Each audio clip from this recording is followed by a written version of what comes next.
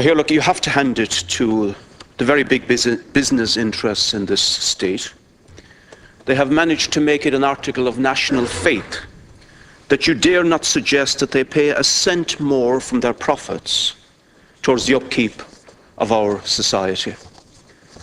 And it's a source of wonderment, I have to say, in this Dáil in the last day or so, that you have Fine Gael, the Labour Party, Fianna Fáil, now apparently Sinn Féin, are prepared to lay down their lives in the economic trenches for the cause of ensuring that big business will not be called upon to pay a cent more in taxes against the background of the massive crisis in our public finances, in our public services in this society. But the same political establishment, pitilessly and without compunction, are prepared to savage the meagre income of the disabled, the unemployed, the low and the middle income workers. And what incredible hypocrisy the political establishment is guilty of when their system went into a tailspin as an inevitable result of the outrageous racketeering in the Irish property market and because of the insane activities of the capitalist financial markets, casinos in reality. We had rallying cries from the right-wing political parties to the effect, we are all in this together, we must all pull together, we must all make sacrifices equally, but we must protect the vulnerable. And in practice what they do, they hammer the vulnerable with the universal social charge, with cuts in social allowances and income, but they declared hands off billionaire and multi-millionaire business interests.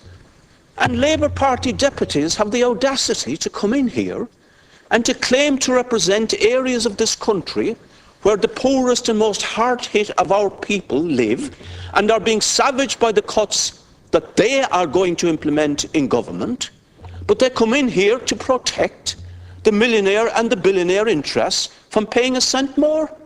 It's quite incredible.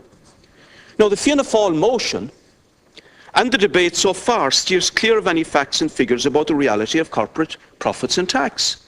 And I direct people to the amendment in the name of Councillor or Deputy Claire Daly and myself, which gives the facts.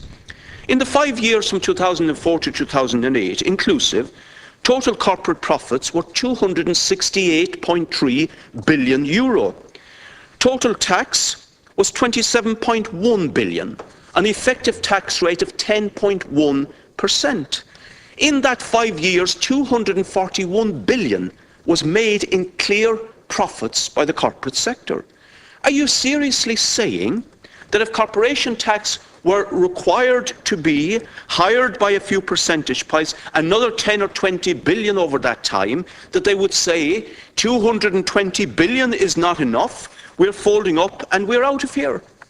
And even if we did not require them to pay the Danish or the Austrian rate, but let's say another 20 billion over that 5 years, we would have an extra 4 billion a year for our services, which means that the poor and the vulnerable would not have had to be hit.